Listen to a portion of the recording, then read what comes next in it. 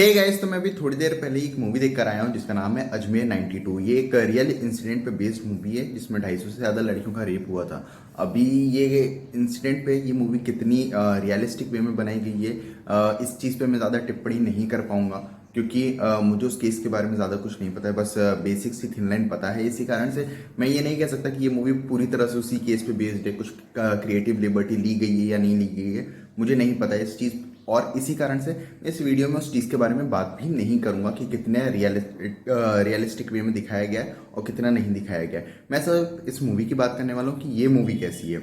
अगर मैं इसकी कहानी की बात करूँ तो डेफिनेटली मैंने कहानी की बात कर चुका हूँ जो कि 250 से ज़्यादा लड़कियों का रेप हुआ था। जो अजमेर शरीफ दरगाह संभालते हैं उनकी फैमिली के कुछ मेंबर्स ने किया था। अब ये क्या होता है, ये सारी चीज़ें तो आप मूवी देखकर ही समझ पाओगे। अगर मैं इसके स्क्रीन प्ले की बात करूँ, पर्सनली मुझे इस मूवी का स्क्रीन प्ले सो लगा, ठीक ठाक ही था। क्योंकि जिस तरह से मूवी स्टार्ट होती है अपनी पूरी सिचुएशन को स्टैब्लिश करती है, हमें बताया जाता है कि इस तरह की दिक्कतों का सामना करना पड़ रहा है इन सभी कैरेक्टर्स को। वो इतना अच्छा तो है कि हमारे स्टार्टिंग से सीरीज इस मूवी में कनेक्शन बन जाता है और हम जानना चाहते हैं कि बाकी क्या होने वाला है और कैसे होने वाला है। फिर जिस तरह से मूवी आगे बढ़ती है अपनी पूरी सिचुएशन को एक्सप्लोर करती है, वो सब भी मुझे ठीक ठाक लगा है। ऑल दो ये सारी चीज़ जिस तरह से दिखाई गई हैं वो मुझे थोड़ा ओवर ड्रामेटिक लगा।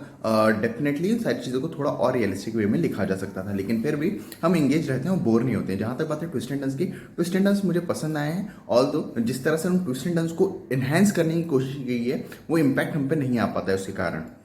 इसी के कारण से कई बार ऐसा लगता है कि ये मूवी थोड़ा सा अपनी लाइन से हट रही है। इसी कारण से जब इस मूवी के हाई पॉइंट्स आते हैं तो वो कब आके कब चले जाते हैं हमें पता भी नहीं चलता। जहाँ तक बात है कैरेक्टर डेवलपमेंट और कैरेक्टर्स के बीच के डायनामिक्स की, डेफिनेटली कैरेक्टर्स के बीच के डायनामिक्स काफ़ी ज़्यादा बेटर तरीके से लिखे जा सकते थे क्योंकि इन सभी चीज़ों को काफ़ी मोनोटोनस वे में लिखा गया। और जो कैरेक्टर डेवलपमेंट था वो भी काफ़ी मोनोटोनस था। हम किसी भी कैरेक्टर के साथ थोड़ा भी कनेक्ट नहीं हो पाते। ऑल्दो हमें पता होता है कि इन सभी लोगों के साथ गलत हुआ है, इनको जस्टिस मिलना चाहिए, स्टिल हम उस तरह का इमोशनली कनेक्ट नहीं हो पाते जिस तरह का हमें होना चाहिए था। और हम वो फील नहीं कर पाते, वो दर्द फील नहीं कर पाते जो ये लड़कियां फील कर रही होती हैं, जो कि एक बुरी बात है। जहाँ तक बात है इस मूवी के और नेगेटिव पॉइंट्स की, डेफिनेटली इस मूवी में काफ़ी सारे नेगेटिव पॉइंट्स हैं, लेकिन उन सब पे बात करने का कोई मतलब नहीं बनता क्योंकि अगर मैं उन सब पे बात करने गया तो डेफिनेटली आपको कोई ना कोई स्पॉइलर दूंगा जो कि मैं देना नहीं चाहता। और अगर बाकी जो जो नॉन स्पॉइलर वाली चीज़ें हैं वो काफ़ी आराम से इग्नोर हो जाती हैं। इसी कारण से मैं उन सारी चीज़ों पे बात नहीं करूंगा। जहाँ तक बात है एक्टिंग की, सभी एक्टर्स का काम बिलो एवरेज है। किसी भी एक्टर का काम ऐसा नहीं है जो आप पे इम्पैक्ट डाल पाए, किसी भी एक्टर का काम ऐसा नहीं है जो आप याद रख पाओ, ऐसा नहीं होता है। आपको डेफिनेटली शायद ये स्टोरी याद रहेगी, ये कैरेक्टर याद रहेंगे, लेकिन ये एक्टर्स डेफिनेटली याद नहीं रहने वाले हैं। जहाँ तक बात है डायरेक्शन और एडिटिंग की, डायरेक्शन काफ़ी ज़्यादा बेटर होना चाहिए था। सच में काफ़ी ज़्यादा बेटर होना चाहिए था सच में, क्योंकि जो जिस तरह से डायरेक्टर ने पूरे सीन्स को इन्हेंस करने की कोशिश की है, जो उन्होंने एलिमेंट्स यूज़ करे ना, वो हम पे कहीं भी थोड़ा भी इम्पैक्ट नहीं डाल पाते हैं। सच में डायरेक्शन जो एक वीक डायरेक्शन होता है ना, एक इमेच्योर डायरेक्शन, वो हमें देखने को मिलता है। जो एडिटिंग है वो भी ठीक ठाक सी ही है, मेरे ख्याल से थोड़ी और बेटर की जानी चाहिए थी, लेकिन ओवरऑल बस ठीक ठाक ही है।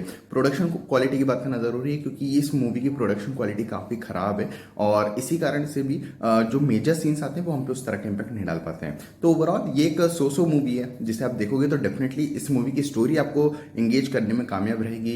जो स्क्रीन प्ले है वो भी ठीक ठाक है, लेकिन जो बाकी के एलिमेंट्स हैं वो उतने अच्छे नहीं हैं जो आपको पूरी तरह से एंगेज करके रख पाए।